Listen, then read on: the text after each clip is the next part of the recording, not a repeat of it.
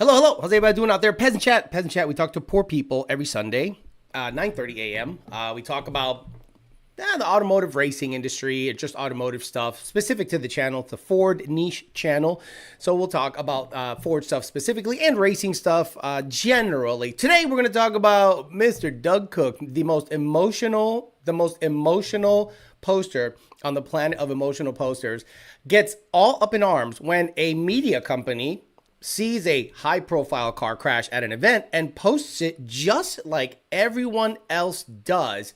But because it's a car affiliated with his company, he's like, fuck them. He literally posted, fuck them, fuck this media group, blah, blah, blah, to the point where the media group apologized, which I was like, wow.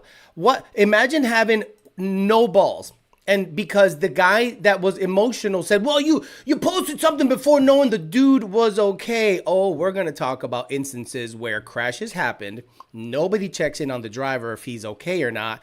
And all of a sudden, it's on every single social media site. So we could talk about that a little bit because the NMRA got in there and got on his case. And I think what happens is this.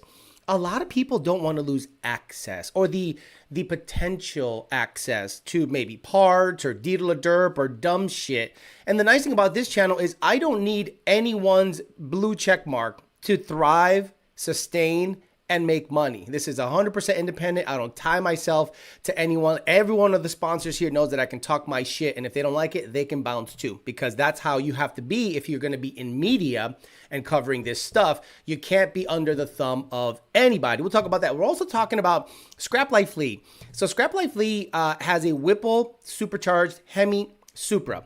And yet again, the rotors rubbed on the 3.8 Whipple. We'll talk about that. And it's interesting that I mentioned something a couple of weeks ago saying that what you will see, the telltale signs of rotors rubbing on a Whipple. Okay. And we'll talk about why he keeps that Whipple in that car. If he's had two issues in less than 10 runs, like you would think he would kind of switch it up. We'll talk about that many more things, but not before Mr. Bill O'Reilly tells us to do it live. We'll do it live. Okay. We'll do it live. Fuck it. Do it live. I'll write it and we'll do it live. Fucking thing sucks. It does suck, but what does not suck are the sponsors of the show. They co-sign on my silliness, and if they don't like it, they can stop paying the bill. DNAppFormance, your online parts house for the show. You're going to get all your Go Fast goodies at DNAppFormance.com. Injectors, fuel systems, wheels, tires, you name it, fuel pumps, anything you can think of parts-wise, you get it at DNAppFormance.com. Belgian wheels. He's making big moves in the F-150 game. Lightweight wheels are showing up on, Raptors, F-150s, street F-150s, drag F-150s, and off-roading F-150s. So check out Belgian wheels if you have an F-150. You want some light wheels for your truck, for racing or off-road purposes, or just a stunt at Clematis. PMAS, Nick James at PMAS, best cold air intakes, best map sensors, best everything. He's not really in tune to the game. He's in the lab engineering shit. So he counts on me to, give him the temperature of the Ford aftermarket, and I'm more than happy to do so. Nick James, PMAS, Don'tMyGotCookies.com. Buy more cookies, get better motorcycles. That's right. Twin Turbo C8, BMW 1000R. Keep buying cookies. They buy better toys. Check them out. Don'tMyGotCookies.com. Partron.com. They got GT500s all over the place, and they have a Boss 302 coming in. That's right. Check out their Gotta Have It Green Boss 302 that's going to be parted out. I'm hoping that engine comes up for sale for a decent price, or someone buys the whole car. To Auto Solution, Rami Zadan, to Auto Solution. Looking at camshafts. I don't know why. I told people not to even look at camshafts. Stop talking about camshafts. Don't look at them. Stock cams make $1,500. If you want to make more than that, okay, look at camshafts. Dan and Bellac. Bellac Industries. I'm gonna look for a set of Bellacs for the Corvette. When I want to do, some racing and stuff. I'd like a square setup, but I want them to be badass. I'd like a square setup so it looks like the car can, it looks balanced. I don't want skinnies and big and littles on a Corvette. I just don't think they look good. Richprint.com/YDBT. You're going to go there if you want to support the show. Again, big if, and get some merchandise for your troubles. YDBT and Emery hats, YDBT trucker style hats, Dolo, Shiesties, Section 8 shirts and hoodies, Hush Money shirts and hoodies, 050 shirts and hoodies, Booty Juice shirts and hoodies, Elote Juice shirts and hoodies. Emery, this got me in trouble the other day. Talk about that on the dating channel. Gen 1, Gen 2, Gen 3, GT350, S650, 85 to 86, 87 to 93, 1320 Didios, the people that post crashes and they don't give a fuck if the guy's okay or not.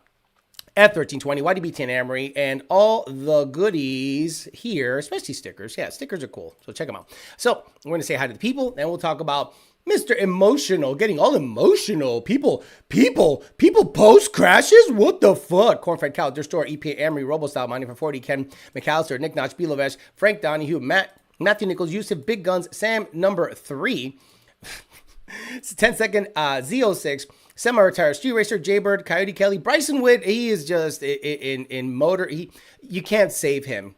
He has gone off the deep end. He's gone off the deep end. He is in the middle of racing frenzy, and that will get you broke faster than anything. But hey, the only way he can learn is from his mistakes. So I'm just gonna let him make his mistakes. Nathan D-Rock Fox, Craig Walls, Billy Newton. I got to talk to you about big block Chevy stuff, but probably not on this show. Sixuki, Don Vader, Christopher Dixon, J. Judd, Mark Christensen, Paul P, J50, Mini by Madman, Donnie Renfro went 11-1. Yeah, 30 degrees or 43 degrees outside, and that is blow up weather, but he's willing to take the risks, whatever. I would hope that if you do that, Donnie, that your fuel pressure is okay. Like, look at your data log, make sure your fuel pressure is not like 40 at the top, and make sure that boost is not 13 because it's cold as fucking dense outside. Cobra 460, Alfredo Diaz, Ugly Duck Garage, John Bonanno, Matt Oliver, I'm Hung Solo, Nardi Mercado, Peter Chow, The Sean Official, Joshua Atkins, Peter Chow, LSX Sosa, Arturo MOCU, Josh, 10-second, Z06, One Slow Coyote, Jesse says, what a bunch of sidewalk sissies that apologize. Abso-freaking-lutely. But you got to look at it from their point of view. They're not looking to fight anybody. They want access. So they want to be able to say, well, we're covering this race, we're covering that race.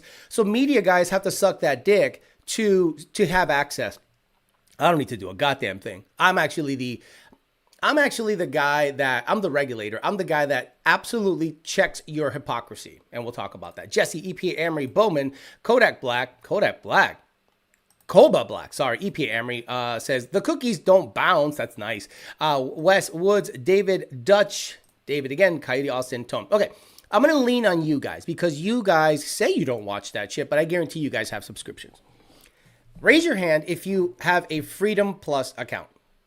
Just put a little hand up on the chat if you have a Freedom Plus account, because as far as I know, Sick Week, which is the stupidest name for a drag week, but whatever. People do it. It's fun, whatever.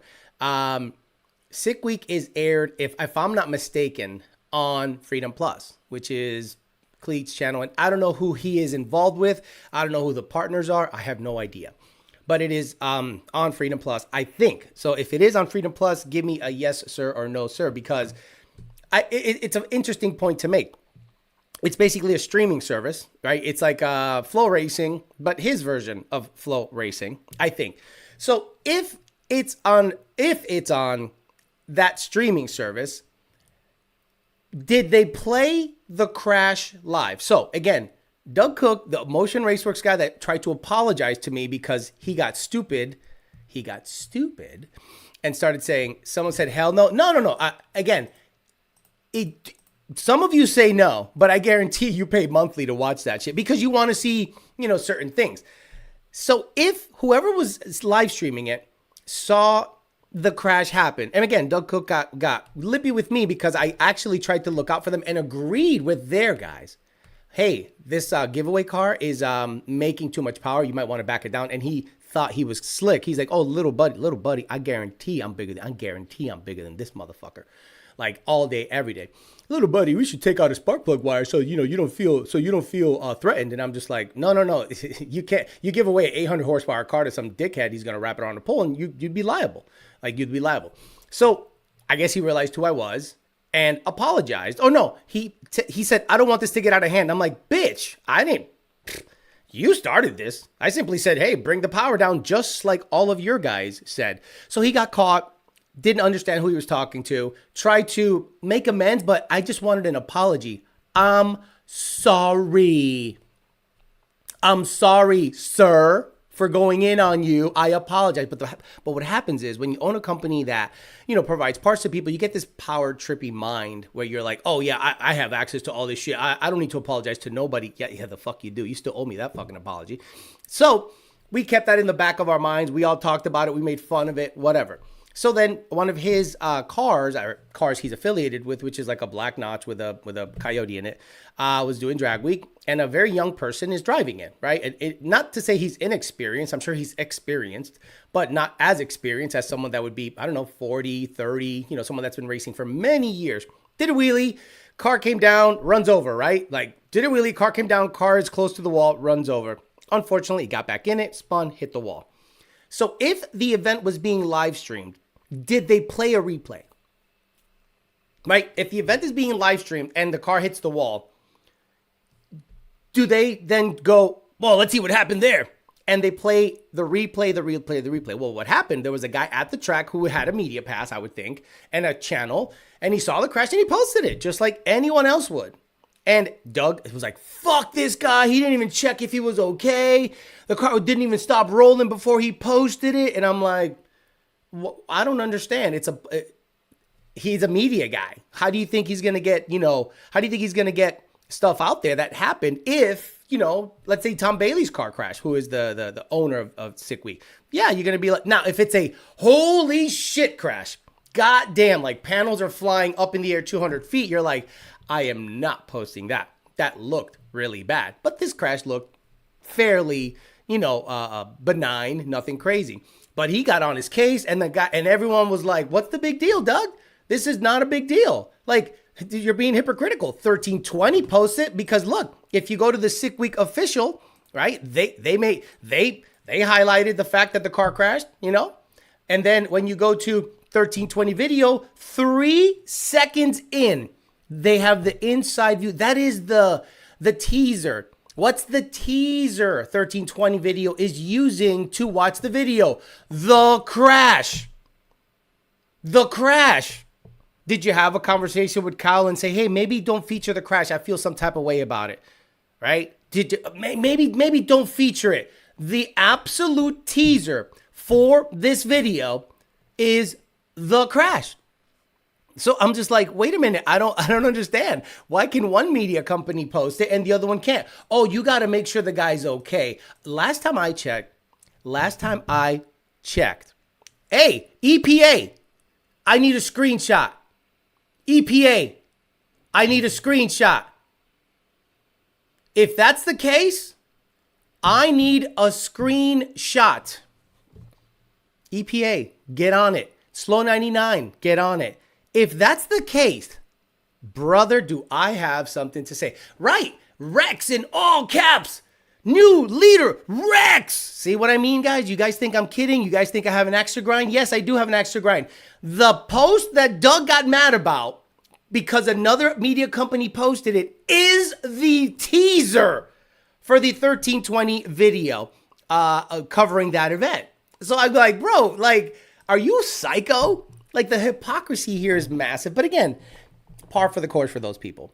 Those people are all hypocrites. Once you guys understand, when you're in this game, you cannot rely on anyone else to gloss off and get your shine from. It is absolute hypocrisy. They think they're above everybody else. You're just fucking racers. So apparently he was feeling some type of way that, oh, this one hit close to home.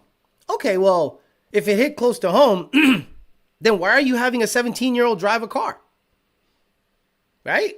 Because if I'm very important to like a company or something, and I make a lot of money, a lot of people depend on me to make money, I'm not sticking myself in that situation. I'll let a jockey do it.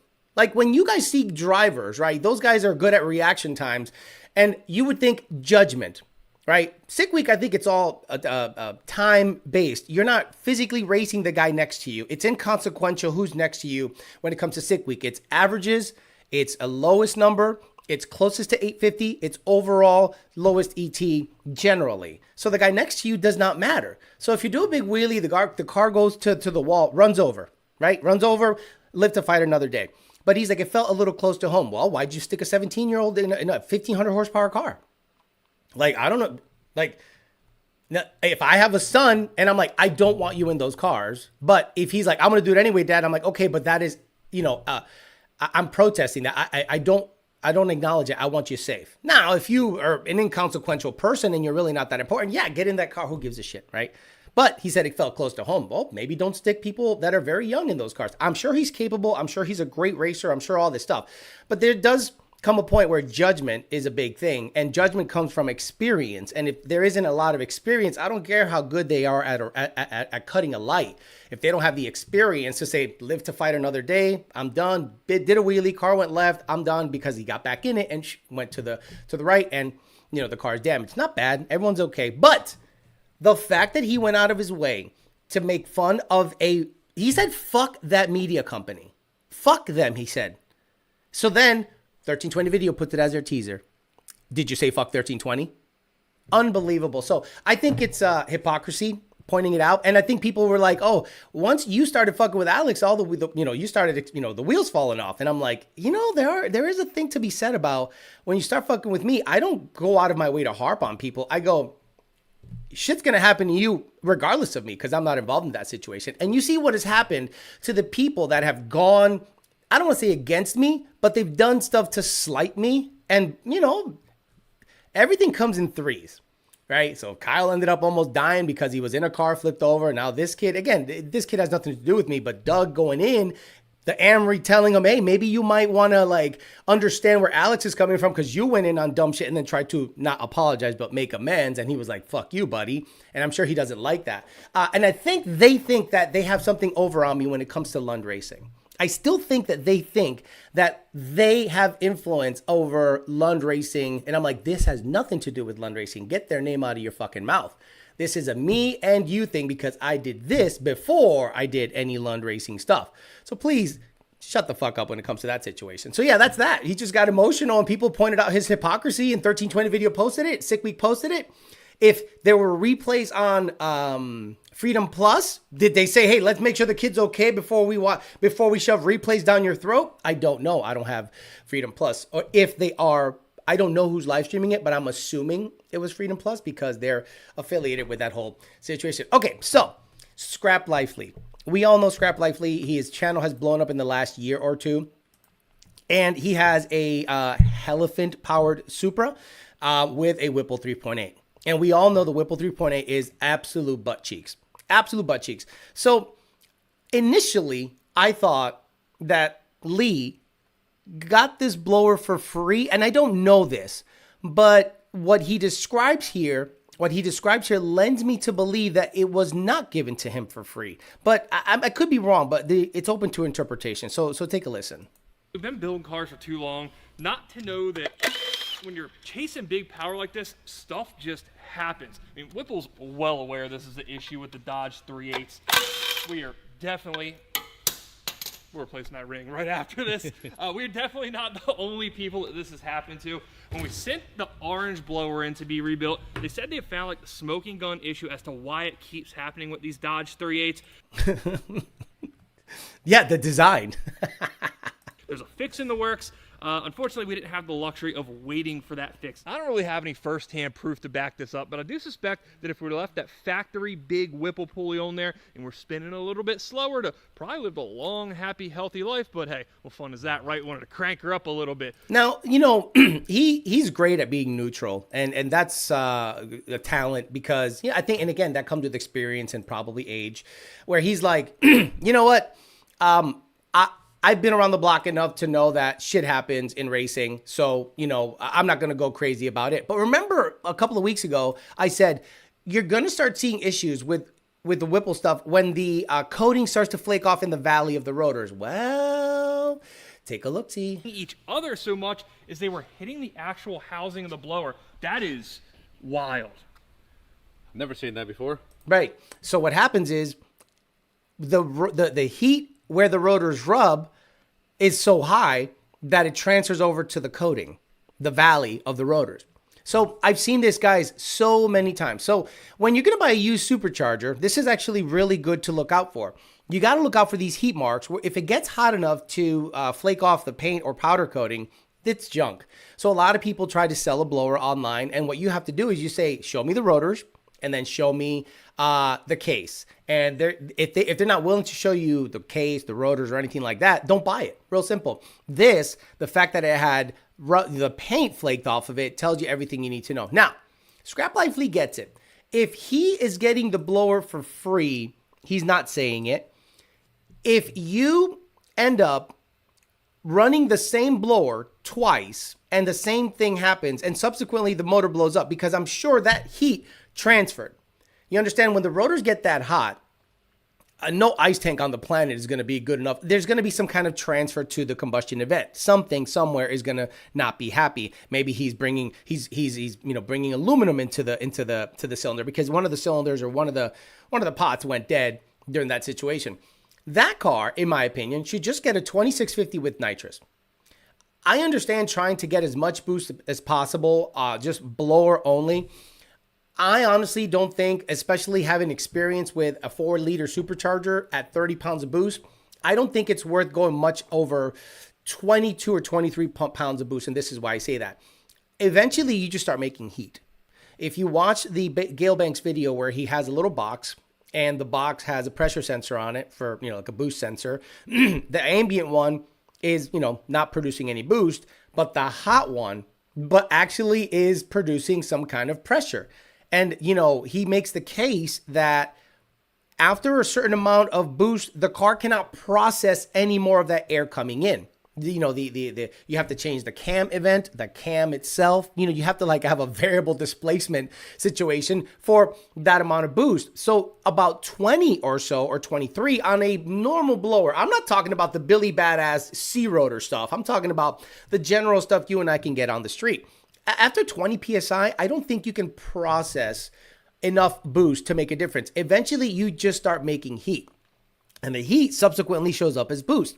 So what happened in my situation, the Whipple 4.5 that was on Section 8, when it had a 5.8 in it, made 30 PSI, but it only made 1,100 or so variable horsepower, only 100 more horse than a 2650. The 2.6 made 1,000. The Whipple made like 1090 or 1100 / 1050. So 10 more pounds of boost, almost 7 or 8 more pounds of boost, only produced about 100 more horse. Where typically, depending on the efficiency of everything, 1 pound of boost is responsible for 15 to up to 25 pounds of boost to the rear wheel. So there was obvious, efficiency loss, because all it was doing was making heat after that. So Scrap Lively should go to Kong, get a 2650, and get a 200 shot on top of that guy. And I guarantee your rotors will never rub. I guarantee the car will love, because 100 shot on a blower situation is like 125 horsepower to the wheels. You're just atomizing the extra air that's coming in. It doesn't rely on just natural ability of the motor to suck it in. You're actually forcing it in. The nitrous is actually complementing that forced air induction. So I think a 2650 Kong blower on Scrap Lively's Elephant with 100 or 200 shot will run better, longer, and it'll be more manageable than a, potential 25 plus PSI Whipple 3.8. In my opinion, he knows that, but I wonder if Whipple is like, here's a blower, here's a blower, here's a blower. And you've seen it happen, guys, right? Where a company is pushing a product through someone and you wonder, bro, you're blowing up your motor. How much did it cost you to get down to sick week? How much did it cost to get prepped? How much did it cost for your ticket? How much did it cost? And then to push a power adder that you previously had issues with, and then the same issues popped up on that same power adder again. I would just say, you know what? I don't care about the fix. I don't care about it. Unless you're paying my motor stuff, unless you're paying my trip, unless you're paying for everything, I really wouldn't push a product all that hard. So I think he should, if he's not getting paid by Whipple, or Whipple is not providing extra support than just a supercharger, I would do a TVS on it, a 2650 Kong, and it will be phenomenal. He knows it. I know in his heart of heart, he knows it. But, it's really his call. It's his channel. He does what he wants to do. But I respect the dude. I watch. There's nothing to criticize on that channel. The guy gets it. He understands what's happening. But that Whipple situation is something that I personally just have to say thanks, but no thanks if it happens multiple times. Like if Magnuson reached out to me and one of their blowers sucked, I would say, hey, on the backside, I really can't push this blower. It's doing this, it's doing that, and I'm not willing to like spend all this time and money, and my motor is potentially going to get hurt. I'm going to return this thing and be good with it. But the blower was so good, I bought one for Donnie. It wasn't free. I bought a blower for Donnie. Here you go. And I pushed a product, and he's got an 11-1 at 127 or something in his F-150, full weight, 5,500 pounds on pump gas. So yeah, hopefully Scrap Life Fleet gets it going, because I'd love to see that Super on drag and drives. He's a great representative for the sport and and see what happens, right? He does things I feel the right way. Like, he's not abrasive. He's not just saying, fuck this guy, fuck that guy, you know, being like me, or like Doug getting all emotional when someone is just doing their job covering the event. They're covering the event. Now, clickbaiting it and doing all the other stuff, that's different, like 1320 does. Because in the post, Doug was saying, at least 1320 checks in on people. No, they don't. If you go all the way back to all their videos where a crash happened, I guarantee everyone that crashed did not say, yeah, it's okay for you to show that crash on your next. They didn't get a release. They didn't check in on them. Maybe they checked in on the people they know. They checked in on you, Doug, when you crashed. They checked in on this guy, Cletus, if he has an unfortunate accident, anything. But if it's just some random dude that has a really bad accident and the car goes flying into the weeds, they post it. They don't go, let me check that this guy is okay. Hey, man, are you okay? Yeah, man, I'm okay. Here, sign this release form. He'd be like, get the fuck out of my face. They'll post it anyway if they, you know, as long as a head didn't roll. You know what I mean? So, yeah, I think it's hypocritical, but kind of funny at the same time that when something happens to him that his friends do, 1320, he acts different when it's another media company doing it as opposed to him. So, yeah, that was great. And yeah, EPA, if you have what you said, I'd love to see that. I'd love to see that, because you want to talk about hypocrisy? Bro, I didn't repost anything that happened with Charlie Kirk. When Charlie Kirk, I was like, whoa. But to repost it, I'm like, that's kind of weird. That's kind of weird to repost it, you know? So yeah, if you have anything on that, that'd be interesting, because I just love pointing out hypocrisy. Yeah, F1320 all day. I don't understand why you would support that company at all. At all. They're just the worst. Exactly. F1320 raceworks. Exactly. We talk about Cylinder 9. There's not telling what receipts EPA has. I like to think Slow 99 is the winter soldier standing by with a cryo load. Alex, I love that you keep it real with the motion and the 1320 crash videos. See, if this sport/hobby operated with respect, honor, integrity, it would be phenomenal. It would be phenomenal if people that raced, a lot of people that raced weren't raised like old school, right? A lot of people that race are degenerates. They're gamblers. Let's be honest. A lot of people that race are gamblers. Every single time you hear someone racing, there's gambling involved. So you already know they're a degenerate right off the bat. Whatever. But let's say most of the sport were full of respectful, good people. It's a reflection of the automotive and racing industry as it is right now. Everyone looks out for themselves. It's about clout. I don't want you getting the scoop. I want my boy getting the scoop. So I always wonder what would happen if this sport was run by like honorable people, like the mob used to run before they got caught with all the crazy stuff, like respect, honor, integrity, shake hands, no betting, you know, just good stuff. Maybe it wouldn't be as exciting, but maybe that's what we need. Maybe we need a little vanilla, because if you want to be exciting and then an exciting thing happens and then you get mad that a company posts the exciting thing that happened, I'm like, I don't know where your moral compass is at this point. This guy that apologized for posting was wild. For me, never would I apologize for doing my job. I would have been like, fuck you. 1320 video does it, so why can't I? Oh, because I'm a small media outlet and I was bullied into taking it down. Like, I'd love to know if there was communication on the backside to pull his press pass. You'd better take that down or I'm going to tell Tom Bailey. Like, I'd love to know if there was backside communication. If you don't take that video down right now, I'm going to make sure that you never... Right? I'm not saying that happened, but I would not be surprised if that happened. The backside communication, the threats, the bullying of small media outfits that just want to go out there and, you know, make money. He was on the starting line.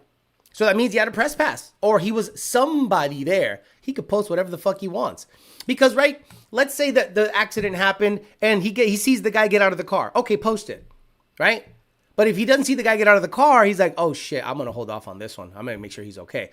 But if he sees the car hit the wall and then the kid get out of the car, okay, he's okay. Boom, post it. I don't need to ask him anything. He's out of the car. He's alive. So, okay, I'm going to go ahead and post it. Weird. Right. And that's the other thing. The moment you step outside of your home, you are not owed privacy. You're not owed privacy. If the event is public or you can pay to get in and you did not break any rules, right? There are no rules broken specifically and you're counting on people's morality or their judgment. I'm like, I'm sorry, I'm here to cover the event in a media capacity and I paid my press pass. So I'm just going to go ahead and cover it like I would cover any fucking event. Fuck who crashed. I don't care who crashed. But they used their position in the industry to put pressure on the small media company to say, take it the fuck down. And then people called them out on it, rightfully so. And I love seeing the NMRA in there going, yeah, this is hypocritical. And I love the fact that he is in his feelings about it. He's even in his feelings about this situation. And I'm just like, hey, you fucked up. You felt some type of way to hit me up about it. I didn't hit you up. I don't know who the fuck you were. I'm like, who the fuck is this dickhead? Why is he all pissy? Oh, he's posting shit. Okay, cool. Fuck you for life. For life. This beef isn't for like a month or two, bro. I don't know if you understand how I operate. When it's beef, it's for life. Like, when I die, then there will be no beef. And even in my fucking grave, I'll be like, fuck that motherfucker. Get them likes up to at least 100. Yeah, that'd be nice. What about racing a buddy for beer or lunch? Dude, when I race Jake, it's for fun. When I race Donnie, it was for fun. When I race any of my friends, it's for fun. The moment I have to race somebody to prove that, like, my shop's better than yours or I make more money than you, I'm like, that's when it becomes not fun. That when it becomes adversarial. Like, if you want to race me, then go to an event, qualify in the same class I'm in, and race me there. Like, you want me to go out of my fucking way to race you because you feel you make more money than me? Like, congratulations, you're still a fucking homo. The shit Tom did to Larry Larson was wild, too. Okay, I don't know anything about that. Oh, sorry. Back's all fucked up. What happened there? Apparently, Larry Larson, who is a drag and drive legend, the guy signed up and, you know, I think it was a word of mouth thing. Now, I don't know about you guys. I come from a world where your word is your bond. If Jake's like, Alex, I got you on this, let me handle it. Shake hands, cool. So if Larry Larson reached out to Tom Bailey and said to him, is it okay if I enter my truck, my S10 in drag week or sick week or whatever? And Tom Bailey said, yeah. To me, that's a contract. I come from a completely different world where when I shake your hand as a man, that is a contract. That is because to then void that handshake voids my manhood. It voids my word. It voids my values. So if I have a handshake deal with someone, yep, I'll do this, I'll do that, no problem, come on in, and then you renege on that, I'm going to feel some type of way about you. And again, it only benefits Sick Week to have Larry Larson, right? Like, I don't watch Sick Week for anybody. I don't go, oh my God, this guy's going there? I don't care. Now, if Larry Larson shows up, I'm like, you know what? I might want to see what Larry Larson does because he is such a known guy in that industry. And he was like the OG of the big, the super fast drag and drive stuff. So if Larry Larson shows up to Sick Week, I would watch. That is a net positive. But if like Cletus shows up to Sick Week, I wouldn't watch, right? That's my demographic. So it all depends on what demo you want to grab. You want to grab Straw Hat, Deedle Derps with stupid glasses and shit. Okay, then no problem. You want to watch guys that are like OG badass racers. If you want to attract the people that like those guys. Like I would have watched Sick Week if Larry Larson was running. I would have literally watched it, but I don't know the in and outs of that situation. So I can't really speak on it, but I do speak on it. Been busy with work and hopped on. I'm obviously behind the drama. What is more weird is putting someone else's 16-year-old kid in a mid 4-second car than Pikachu face when a dumb driver mistake was made. I don't disagree with anything you said. So if I have a son or a child or someone I cared about, guys, I've already told you this.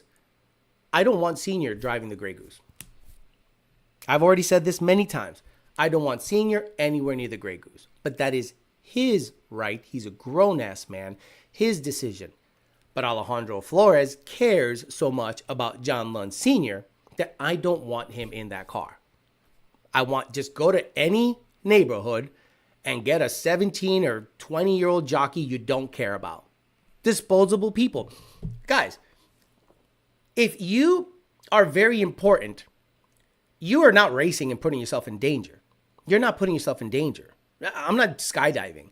I'm not doing real dumb shit out there, right? So they put a young kid in there. And again, he's probably an awesome racer. He's probably so good at the tree, but there is something to judgment. There is something to experience. Every single time I see a bad accident happen, you can almost say it's driver error.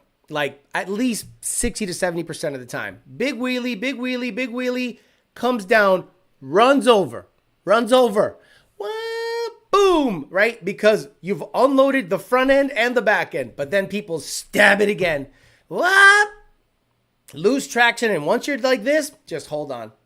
Pull the chute, do something. But just, all right, that's it. So the moment I see a big wheelie, bam, slams down, that guy should smash on the brakes and turn to the left and stay close to the wall so he doesn't drag oil all the way down the track and fuck everything up.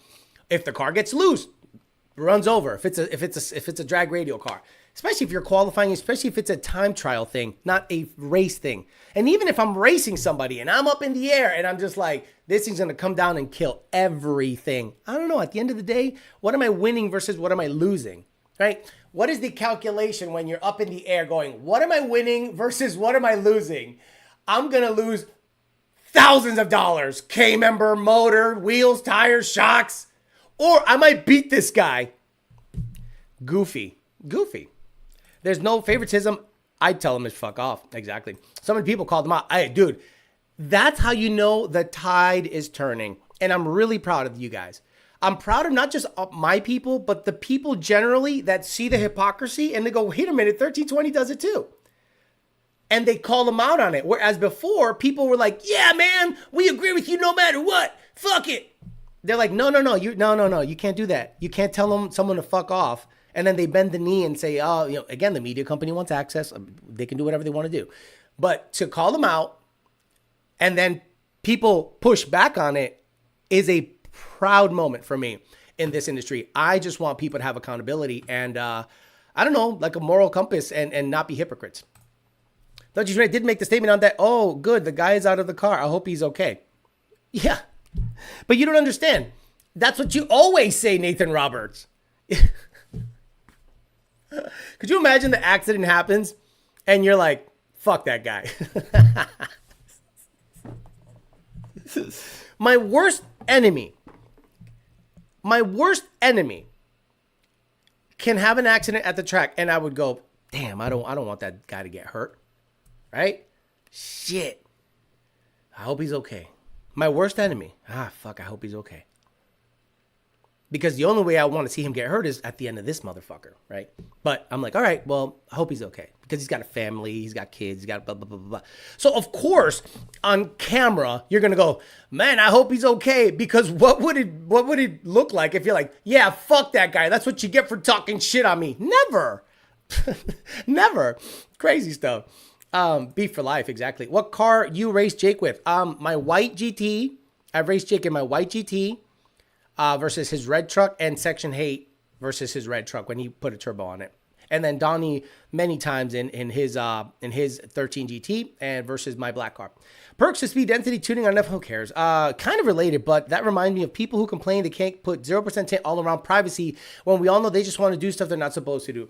Joe Goodenough said something to me that made no sense. And I love Joe. Joe's great. Love him. So I gotta get this. Sorry, guys. So he put 0% tint on his Crown Vic or something. And I said, well, aren't you gonna, he goes, I don't care. I don't care, dog. I'm gonna put 0% tint on my shit. And then what, are you Pikachu face when the cop pulls you over for 0% tint? Right? I'm like, of course you got pulled over. You're 0%. You can't have that. Unless you have some kind of exemption from the state because, you know, your eyes hurt because of the sun. So I'm like, why are you mad that the guy pulled you over? He's doing his job. Right? And someone usually says, hey, I saw you the other day. I said, hi. I go, when? Oh, I saw you on this street. And I'm like, you have 0% tint. I can't see shit. So I'm just, you know, if you waved at me inside your car like this, and I'm like, you have 0% tint, I don't know who the fuck you are. Get out of here. Yeah, seriously. I was like, dude, what are you doing? Why are you putting 0% tint on shit? 0% tint, in my opinion, is weird energy. Who are you? Who are you? All you need is about 40%, and then you get the cooling effect. You get, you know, the UV protection. Like, I want to put tint on my cars, the minimal amount I need just to, you know, make a difference in you know, the UV and the cooling and whatever. If you put 0%, who the fuck are you? You're not a movie star. I don't want anyone seeing me. Oh, well, when the cop can't see you, he's going to pull you over, stupid. You're a nobody. Nobody knows you. Nobody cares about you. I fishbowl my shit. My shit's fishbowl. The Section 8 has 0%. Section 8 had tint on the windshield. I took it off because I couldn't see shit at night. I'm like, why the hell would you have tint on the windshield? I can't see shit. Took it off. Oh my God. I can see. Tom told Larry at PRI he could get in sick week. Larry went to the track and Tom said, nah, you can't enter. I have to substantiate. I have to verify that. I have to verify that. Because if that's the case, Tom broke his word.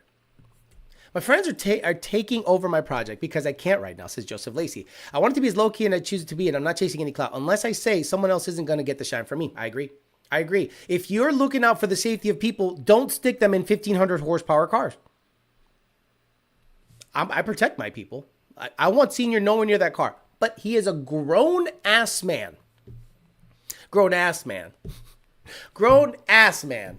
Grown-ass man. Grown-ass man. Well, you need to put the emphasis in the right area. Kyle super crashed. The guy should have lifted but went for another gear. I don't know. We don't know about that. Nardi, we all know Turvey would turn that down just like a good job opportunity. I think that entire D to the Derp crew has the mindset for rules for thee, not for me, and they need to get brought down a level. Absolutely. A little humble pie needs to be slapped around that whole fucking crew because it's a clique. It's a clique, and they talk like they're fucking big shit. And I'm like, no. Outside of Bradenton, you're regular traffic. Like outside of Bradenton, you guys are absolutely regular traffic, regardless of sponsor banners, regardless of whose stickers on. You are regular traffic outside of Bradenton. No one generally cares. And if they cheer for you, they cheer for your deedle derpa dumbness, not because they want to see you succeed. You understand? Like they don't cheer for you because they want you to succeed. They cheer for you. They go, yeah, are you going to do something stupid? Are you going to put bananas in a turbo? Cool. Bananas and turbos. 23% is legal in most states. I learned early on in my bitch Mustang that it's better to just bail than risk my belongings of value in my life. Had a few close calls, learned quick to know my limits. Yep. I don't love racing at all. One, it doesn't make me money. Two, it's become something else. Right? In the short 10 years that I've been in Florida, racing was something and then it became something else. So I said, yeah, maybe that's not for me. I'd rather just go to test and tunes and stuff. I'm still on the fence about going to that Ford thing, to be honest with you. I'd rather just go to a rental. At this point, I would rather just go to a rental and just pay $500, $400, whatever, and get as many runs in as I can, as opposed to driving 5 hours, staying overnight, qualifying, then racing the next day. That just sounds like a nightmare to me. So I'm on the fence about that, to be honest with you guys. I know you guys probably want me to go to more races and events, but I'll be honest with you, racing changed. Racing is something else now. And it's not something I generally want to be involved in. I want to race my cars, but not at events. Do you know what I mean? Like I'd rather just go to a rental and get my ET and then just be happy and maybe show you, hey, look, it gained a tenth, or this suspension adjustment, you know, and then be like more of a learning channel. Like, oh, look, this is what I did based on these mods, and this is what the car ran, and, you know, here's the information. As opposed to, I entered blah, blah, blah, and I won. Like, World Cup, I would never do, ever, in history. I've done it 4 or 5 times as a crew member. You are a psychopath if you look forward to doing that. Again, it's one thing if you're not really working that much and you're just mostly spectating or doing very minimal jobs. But when you're knee deep in taking transmissions out, checking the car, being up for 18 hours, 6 to 2 in the morning. Like, this is the stupidest thing. Oh, and you're losing money doing it. You're losing money. No, I'm good. I don't know what's happening. Rocking the fishbowl. What does the fishbowl say to fish? How are you driving this thing? Okay. You Ford guys have so much available to mod car, cheap and easy. Yeah. Late to the show. Took my Hemi for a drive this morning, pulling Mercury Milan in the garage and some valve cover gaskets. Since extra money, got to get ready for race season. Every time an accident on breakage, Fred would say another customer in the videos, so disrespectful. What do you mean? Daily driven Trans Am. What do you mean? Can you elaborate on that? Can you type like a normal person? Because I don't know what the fuck you just said. You said that Fred... No, okay, I don't know that. I like Fred. I don't know how Fred's involved in that whole weirdness. Because, look, we all know Kyle is a weirdo. Like, you know he does weird shit, right? It's kind of goofy. But Fred is legit. I like Fred. I can't imagine Fred said something like, every time an accident or breakage, Fred would say, another customer in the videos. So just, I don't know that he said that, so I'm not going to take that as fact. Why give them PC to pull you over? I just bought a new engine, want to coyote swap it. 15, 0% tint is dumb. 35% size, 20 rear window. The legal amount. The legal minimum amount. So, yeah, no, you need to understand that you're giving people reason to pull you over. You're giving people a reason to pull you over, and I'm not gonna do that. My 12 GT had some dark tint on the door windows. Peeled that shit right off. I couldn't see through that at night. Didn't want to get a ticket for it either. Section 8, when I turn my head to the left or right, I can't see shit out of that thing. So when I take it out at night, windows down. Windows down, even if it's cold out. 50% ceramic on the windshield is nice. Nope, don't do anything on the windshield. That is crazy work. Why would the fuck you want to dim the outside world you need to see? Why would you dim what you need to see? Why?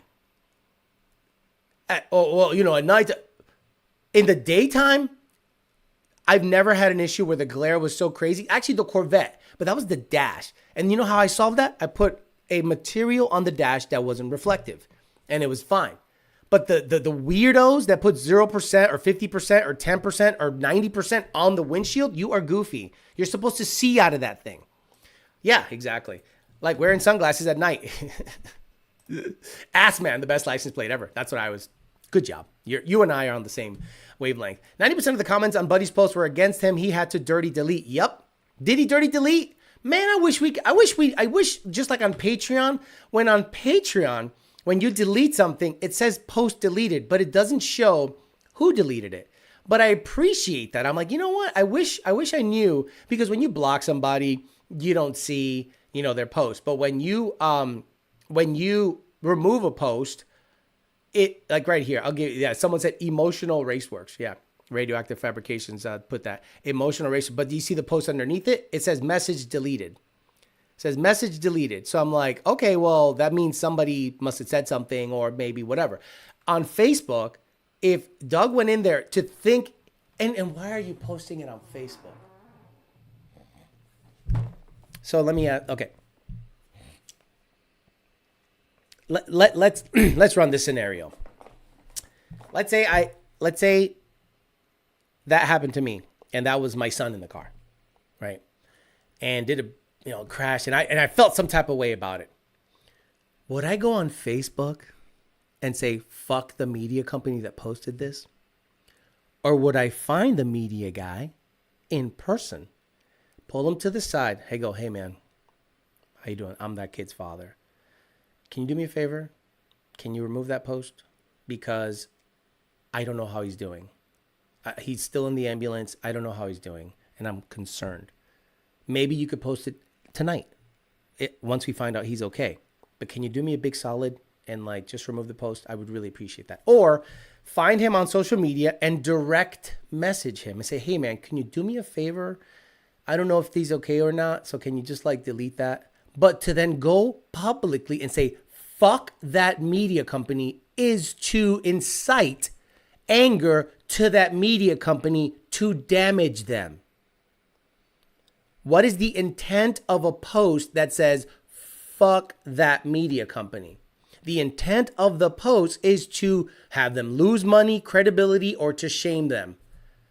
Instead of direct messaging, hey, can someone give me this guy's number? Hey, man, can I talk to him directly? Yeah, okay. Hey, man, do me a big favor. I love you. I know you're a media guy, and that was a thing that happened, but just take the post down for now until. But no, everything happened publicly.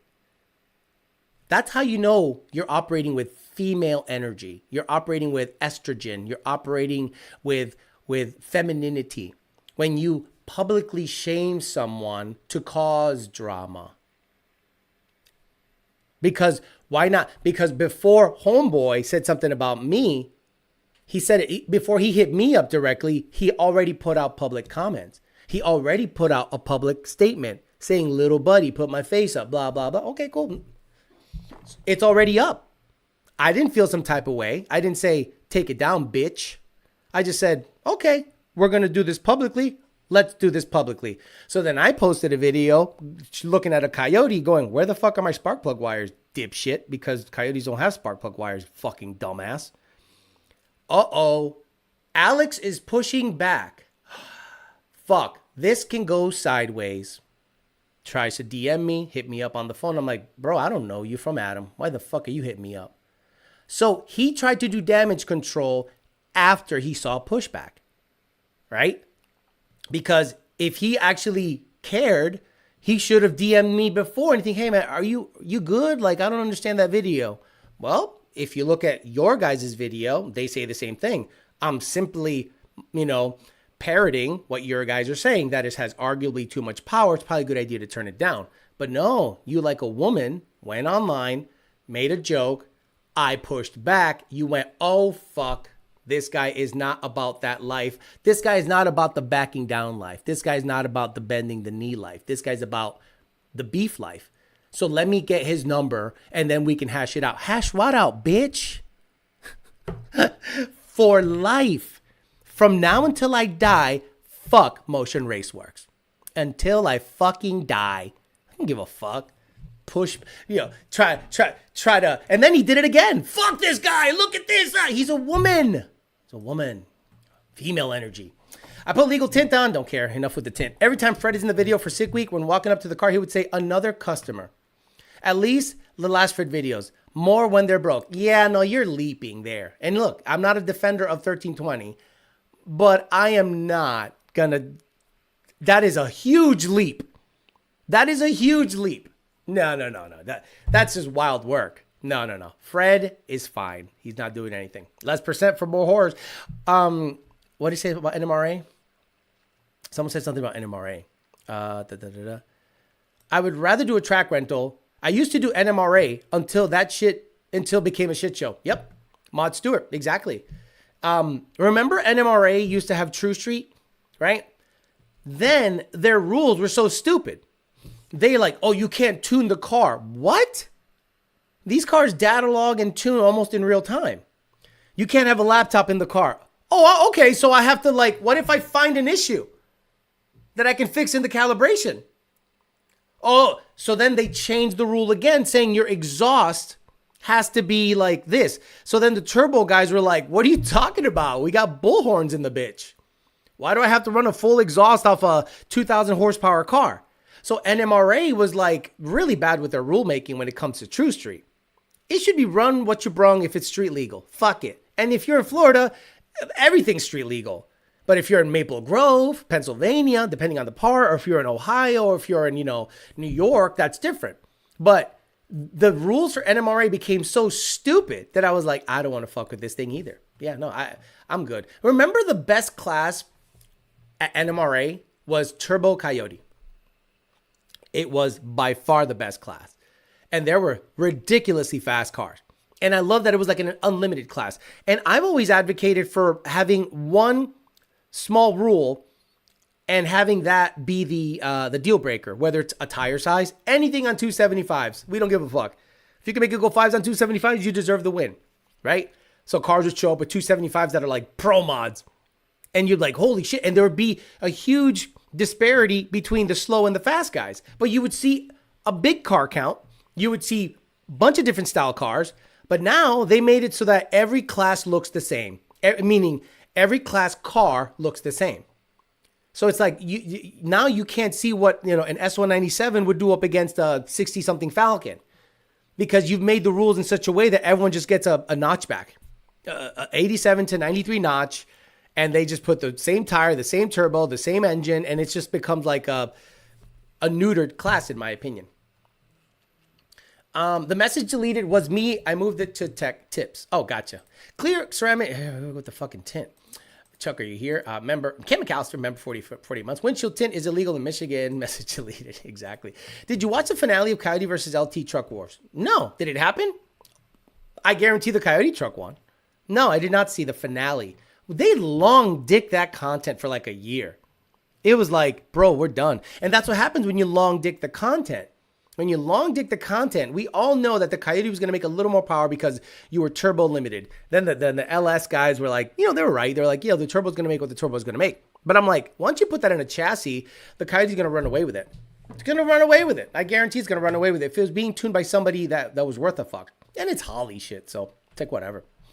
I'd rather just drag you my cars after I put new parts on. You're right. Racing has changed. The culture, all of it. I'm to the point where I don't even want to go to a race track because of the culture of racing. And again, that's fine. Let the people that want to race. But if you remember how racing used to be 6 years ago, 5 years ago, it wasn't like this. It wasn't like this 10 years ago.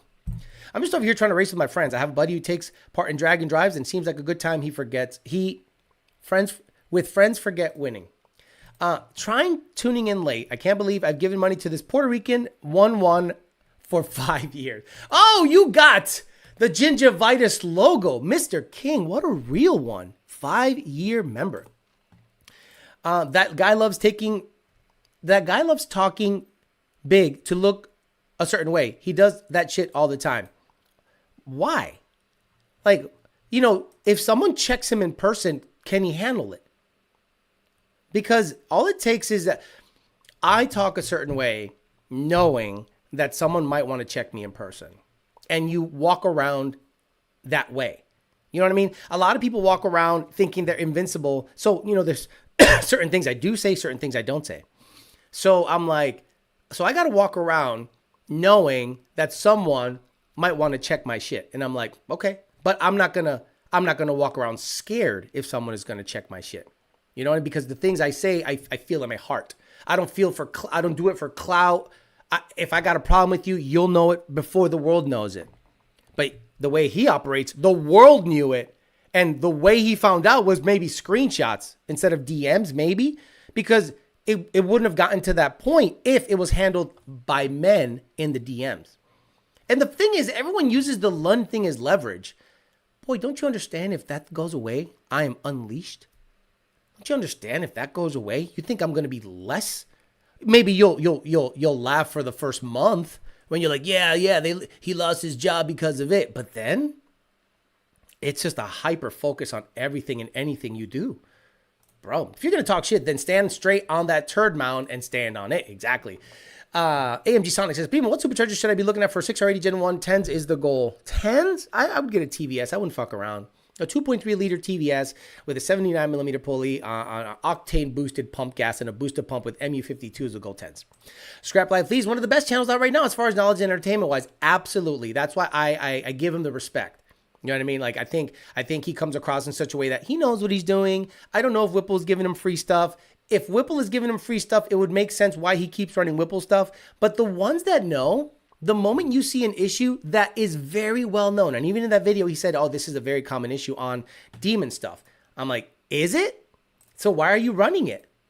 If it's a common issue on demon stuff, why do you, Hemi stuff, why are you running it? Too many Puerto Ricans at the track. Right. You guys think that I think I dislike racing because of the Cletus crowd. Nope. I went to Orlando one day. And so at Palm Beach International Raceway, before they closed, slicks and drag radials got priority. The race cars. So the guys racing, slicks and drag radials got priority. Many times I was with the street car guys, which is the far lanes. And we have street tires, nittos, nothing crazy, right? So what they would do is this. They would prep the track, slicks and drag radials go. Go. But then the heat of the day would take over. Like it's 5, 6, p.m. in the summertime. It's hot. So what would they do? They would let the street car guys go back to back. Lanes 1 and 2, load up. Boom, boom, boom. And those guys got like 3 or 4 runs in back to back. They stopped. They prepped. Slick and drag radials got priority. And then the lanes started to fill up. And then when slicks and drag radials got their tests in, they would do Grudge at night. They would do whatever. Then you would sprinkle in streetcar class. But the streetcar class, if you wanted to get runs, you'd come early. Get your runs and leave. Because by 10 p.m., the big boys are running. And the track is sticky icky. And people are betting money. So I'm like, okay, they prioritize slicks and drag radials. Perfect. When I went to Orlando, I went with a friend. He was trying out his turbo 6R80 combo. You know who got priority? The ATVs. The guy at the fence letting people go through and organizing the racing was very Puerto Rican. You could see it from a mile away. And the quads, ATVs, the dumb shit, the banshees, the bullshit got priority. And I went, this is how it is here? They get priority? And then heaven forbid a Starlet or an RX-7 shows up. Forget it. They can get 500 runs. And I'm like, what about all of the Mustangs, Camaros, badass cars over here? All the Dodges, the American muscle. We're all here. We're all faster than 9s. We're not scooters. No, they got last priority. And I went, this is changing. And I don't want this. And that's all. And again, I'm not going to try to change the culture. I'm just not going to be involved in the culture. That's all. Many years ago, I got booted from NMRA for refusing to remove the outrageous banner off of my windshield and replace it with NMRA. I guess I don't know, whatever. If it was a car from Mass, would it need to have an up-to-date inspection sticker to race? Oh, you know what? That's interesting. They would actually say your car needed to be registered. Spinning facts, not enough old school guys in the game anymore. Men can solve this in private. Absolutely. If I have a problem with you, I'm gonna hash it out in private. If you have gone out of your way to there's certain things that I don't let slide. And I've had people use my name as an example for a justification for their behavior, right? I'll give you an example. Hey, you're using company influence to get personal parts, right? You're using company influence to get personal parts. And then someone says, Alex does it. Yeah, no, we're going to have a fucking problem because you're lying. Like when I work for a company, I give them 150%. I'm one of the better employees you'll ever find anywhere.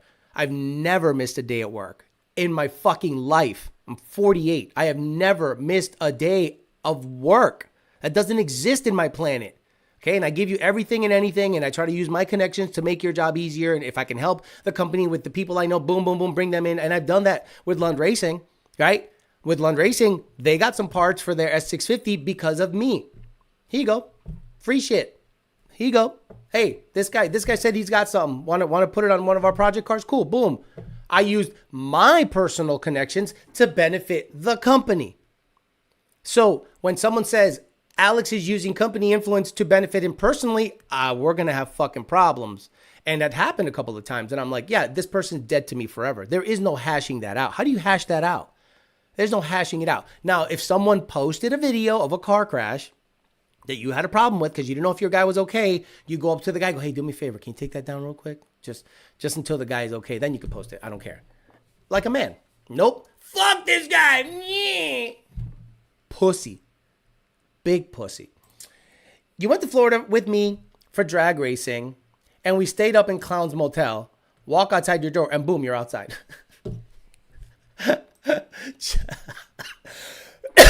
I stayed at the Circus, and you open your hotel door and you're outside. That is the wildest work. That's how you knew you weren't worth shit. Okay, that's how you knew the company didn't value you highly. Like the moment I went working from them to Lund Racing, the first hotel I stayed at with Lund Racing, I was inside of the building. I didn't have to go outside of the building to find my room to then open the door to the outside world to my hotel room. No, it was all inside. I took an elevator. Crazy work. When you tune nitrous setups, do you get a full send wild log NA before and spray? Yes, you do. Well, okay, I'll explain nitrous tuning in a nutshell. Let's say you get tuned naturally aspirated. You'd say you got LU47s, a Gen 1, and a 150 shot. I'm going to say, okay, let's tune you on pump gas. Boom, you got a pump gas tune done. We figured that out. Then, okay, let's switch over to E85 because you're going to spray on E85, right? Yep, I got it pilled for E85. I got E85 everywhere. Okay, cool. Let's hammer out E85 NA. Boom, boom, boom, boom, hammered out. Okay, now load this tune. This is a nitrous tune. Do not use nitrous. Go wide open throttle. Does not use nitrous, and I see what your AFR is doing. I see what your spark advance is doing. And I see if any other things need to change, like cam timing or whatever.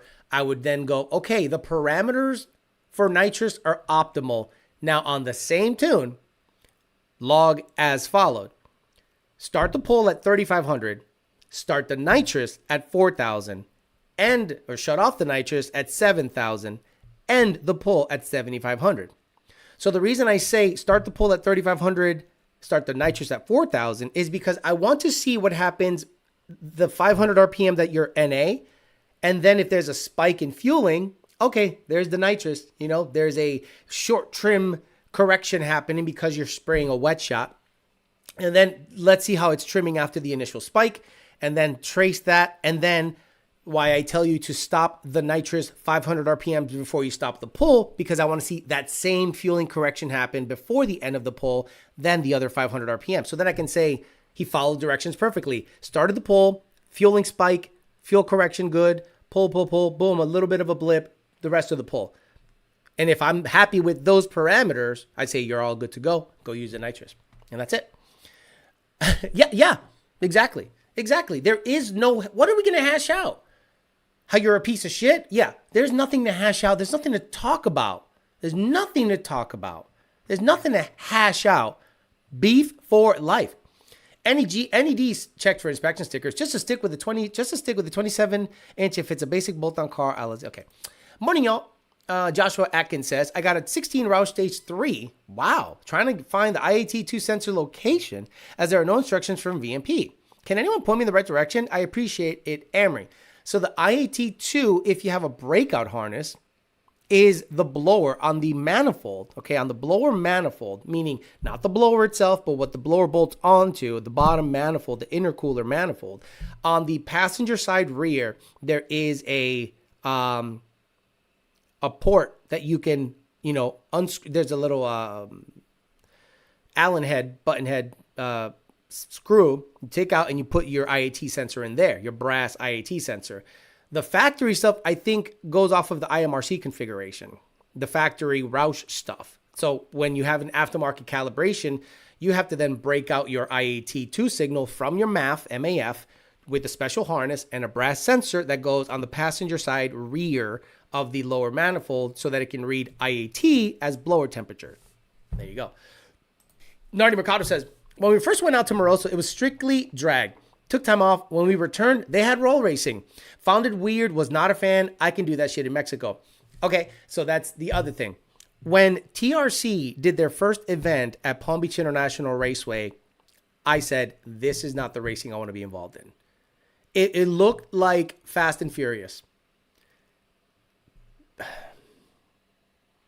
You know how great this world would run if people followed the rules? You know how, like, I've been watching a lot of videos of guys that go overseas to, like, Japan. And they clout chase Japan. And they do stupid stuff. And Japan is orderly. It's clean. It operates in like a clock. Boom, boom, boom.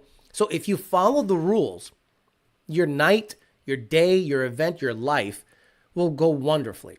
So what would happen at TRC race nights? You're supposed to set up races, then get in the staging lane. But what would people do? They get in the staging lane, then set up the races. And there was no enforcement. No enforcement. Nobody said, okay, are these all set up? No. All of you get the fuck out of the staging lanes, go to the parking lot, set up your race, and then pair up with the guy you want to race here. They wouldn't do that. They said, well, fuck that. We're just going to bum rush the staging lanes, and we're going to sit here with the music cranked up, smoking weed, and doing dumb shit, and clogging up the staging lanes. If a guy that has a race set up with a legitimate grudge race set up with like a fast car, he's at the back of the staging lane. So then what happens? 2 hours would go by and those guys never get to run. And I'm like, what the fuck happened? So I started going, I don't want to go to that. Like, honestly, Palm Beach International Raceway should not open. It should not open. Racing changed. Racing is a weird clout chase weirdness right now. Backside drag racing. So I'm going to go to a track that has glue, but I'm going to race in the part that doesn't.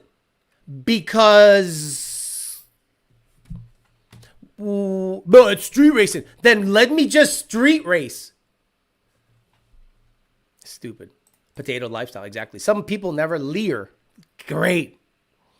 It's basic in a car. Okay. You mean e-racers. Circus has KFC and Burger King in the food court. That should tell you everything. Stop it. No way. I thought they closed Circus. Is Circus still open? Yeah. Circus Las Vegas was sold to MGM later international 2005. Circus temporarily shut down. Rides and attraction.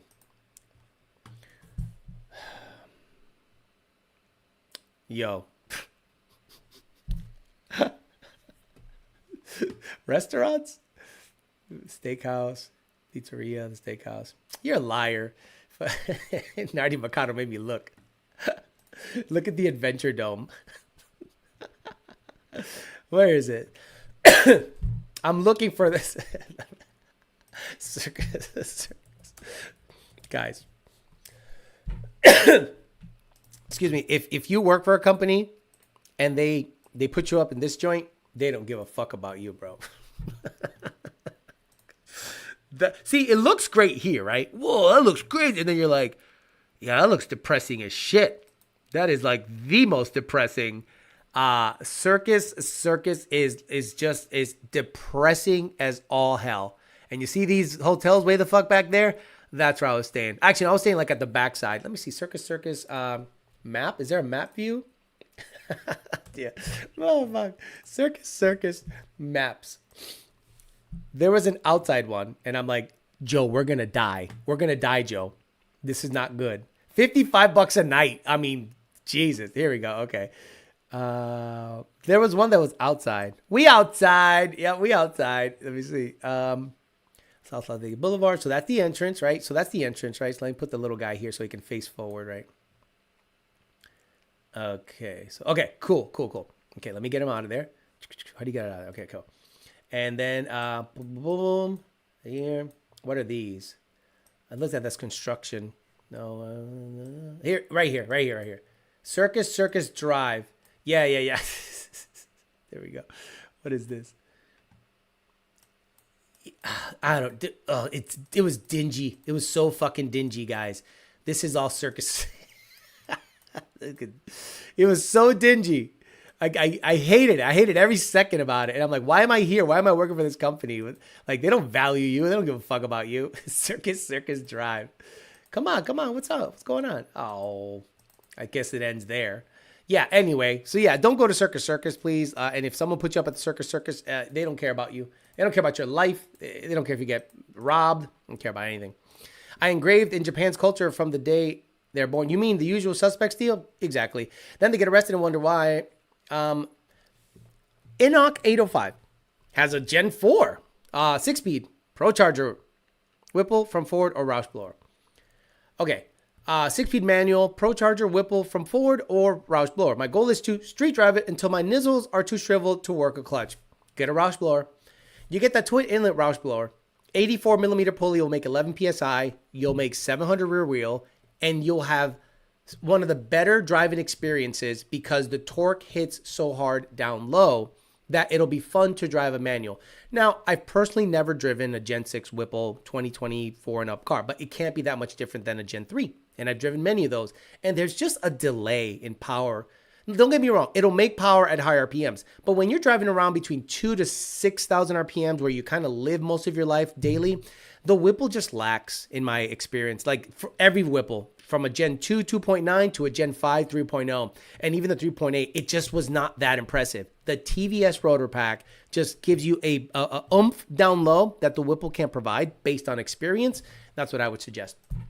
Circus Circus is a circus. Next door to World Resorts, we went recently, had some cheap frond and went by. It was hearing smoke detectors alarm subliminally to subliminal. Got it. Yeah. I'm not good on the subtle racism. I'm very good on the obvious racism. Why would I want to go to anything circus themed when I see circus every time I get on social media or the news? That's funny. It looks abandoned. Circus Circus was ghetto as hell. It is ghetto as hell. Vegas is scummy in general. I agree. They told him 3 times over the mic in English, and then finally he understood Spanish to shut that shit down. What's he talking about? Seen someone selling a 20 GT500 making a 1020 wheel on 91 with a 3.8. No. He probably says, I have a 91 tune and an E85 tune that made 1050. There's no way he advertised 1050 unless they do this weird thing where they pump gas tune it with octane booster and make 850, and then they add the calculation to flywheel power, which is like just goofy behavior. When it comes to power, we only measure rear wheel horsepower. Again, when you measure your cock, you don't measure it from the taint. You don't measure it from like the perineum. You don't measure it from the middle of your back. You measure from the base, and you don't push that hard on the tape measure or the ruler, whatever you got. You don't push that hard to get that extra 1/4 inch. You know what I mean? You just like, yeah, put it on there. You're like, all right, 12. It's all good. I can imagine the quality of the Toto at Circus Circus. Yeah, I would be afraid to have sex with anyone in Vegas because you wonder if they're a call girl or not. You know, because they'll just like, oh, that'll be $500. And you're like, I didn't know this. I thought you loved me. I thought you thought I was really attractive. At the slot machine at Circus Circus, you thought I found you attractive? Yeah, I thought this was love. Bandit 50 says, all right, I'll catch replay later. Got to get some sleep. Wow. Sleep on a Sunday morning. My 12 GT has a 315 gear on it, and it felt lazy as hell until I put a TVS on. There you go. Racing now seems to be about YouTube and cloud chasing. Right. Again, what I'm saying that racing changed. Racing used to be like me against you. I want to be better than you at the tree. I want to be faster than you. Now it's like companies slapping stickers on any car that's already fast and using that as a commercial for their product nonstop. And then it becomes like a channel, it becomes a whole channel and this and that. And I'm like, okay, well, what happened to just racing you? Because I'm not racing you anymore. I'm racing your company, right? I guarantee if somebody races the Grey Goose, they go, I'm not racing John Lund. I'm racing Lund Racing. I'm like, no, you're racing John Lund. That's his car, his money, his everything. You should look at it as you're racing him. Unless you have a personal beef against him, looking at it from a company perspective is goofy behavior. So like, that's why I think racing changed. It became more of like pushing product as opposed to I'm a better racer than you. And I know contingencies and sponsorships have been a thing forever, but when they're all like that, it's super goofy. Look at my comment before that. It was too long to comment. No, thank you. I'm good. This chat has to go like this. I asked him and he said no E85. What the fuck's he talking about? Oh, really? So what would be? Yeah, I'm thinking he probably tuned it with pump gas and octane booster. Look at okay, Scott, I love you. Scott Boda from Stita. Okay, this is just what I'm talking about. Let me see, Scott. Let me see, Scott Boda. Yeah. Let's talk about this post. Okay. So I guess another Gen 4 with a stock motor went 9s. And they ended up doing it on a stock motor with, I think, nitro or M5. I don't know 100%.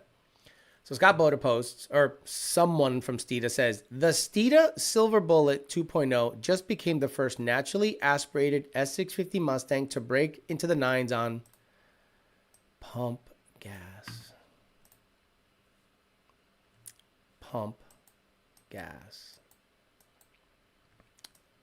Pump gas.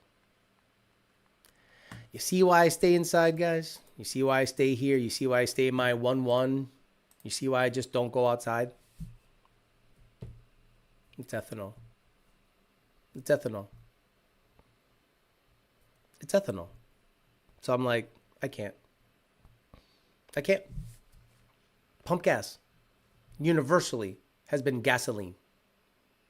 That's what gas is short for. Gasoline. Ethanol is ethanol. So I stay my ass inside. Now, he could say pump fuel. Because pump fuel could be diesel, ethanol, or pump gasoline. But when you say pump gas, I assume, wow, 93 octane? That's very impressive to go nines with 93 octane. And you see it's ethanol. And the octane in ethanol is like 100 plus, and you get a little bit of cooling benefit. So I'm like, I'm staying inside. Right. I'm good. Alex, any experience with radium fuel hats? Not yet. I might do a surge tank setup. I was looking at surge tank setups for radium surge tank radium for the Corvette. So the Corvette eventually is going to get a hat like this, like a universal surge tank. So it's going to get fed. It's going to get fed, with the regular pump. Well, there we go. It's going to get fed from, the regular lift pump, whatever. But they have options here for fueling. And I would do a surge tank, Walbro. No. Yep. Here we go. 274s. And look at the price change, right? So let me see. Get rid of that. Okay. So this hat is $679. Oh, they're all the same. Okay. That was weird. So I would do this one, right? I would do Fitz Walbro 267, 274s or 285s. I throw two 274s or 295s. I get that.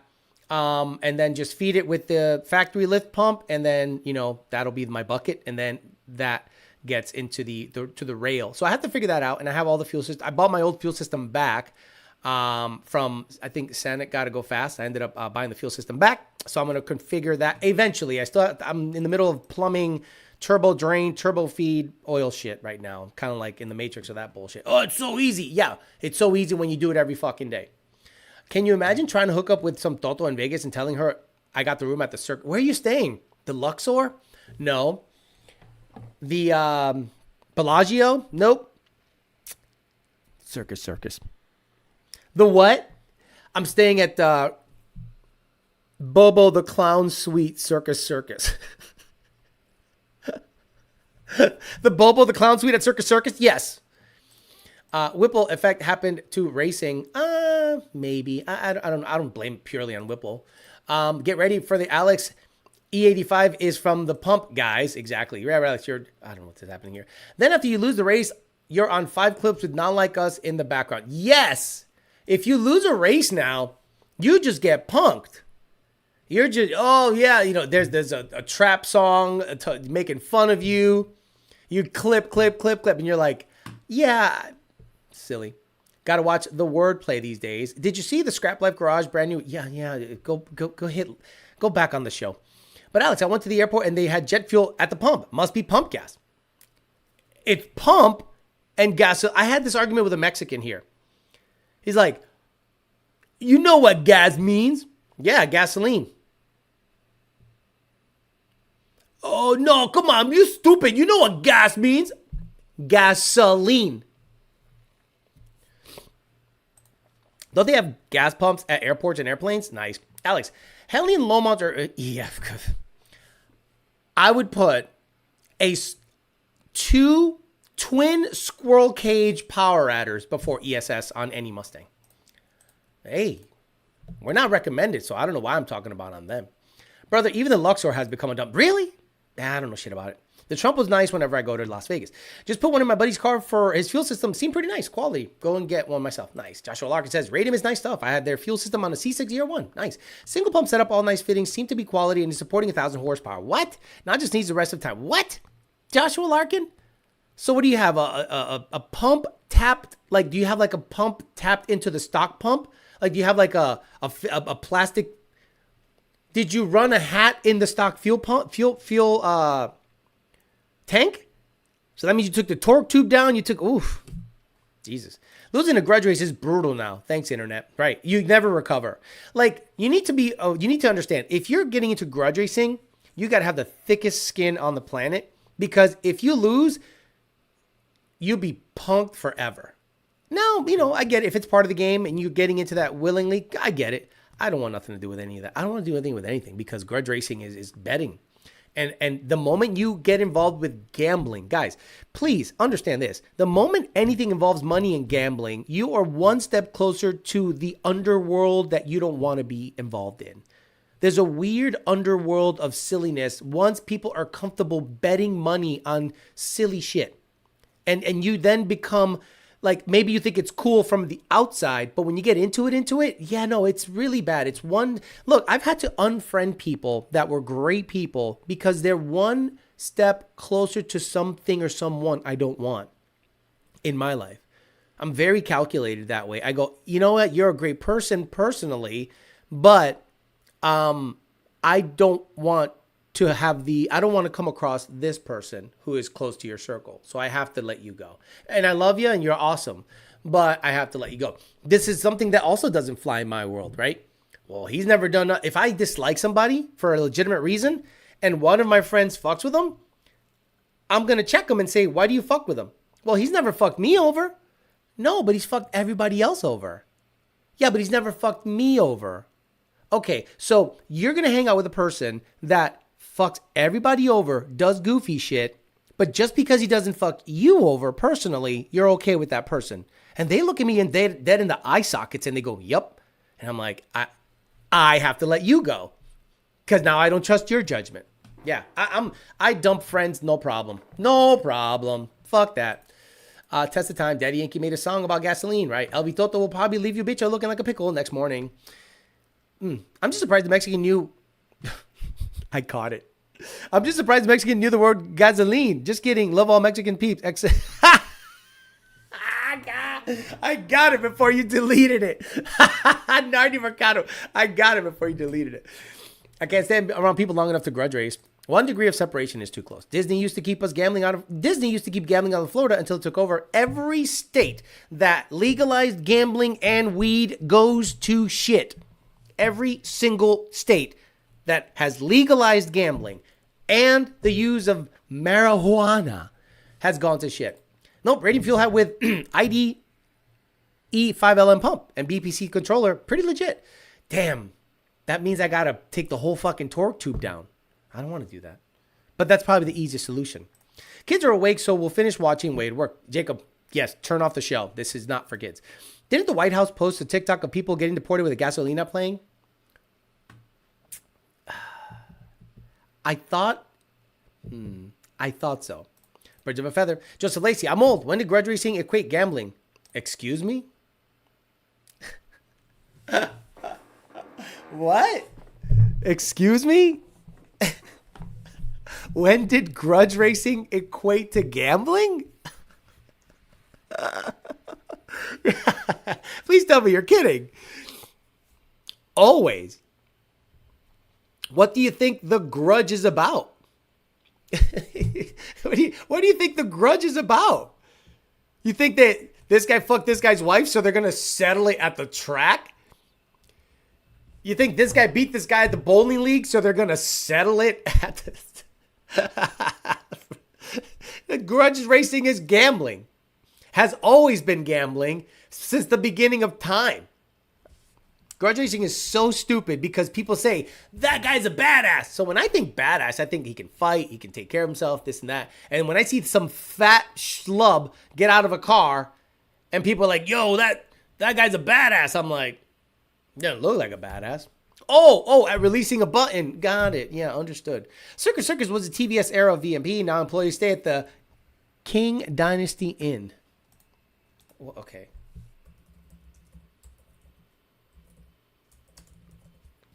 Quinn Dynasty Inn? Oh, gosh. I looked it up. It's a Chinese hotel.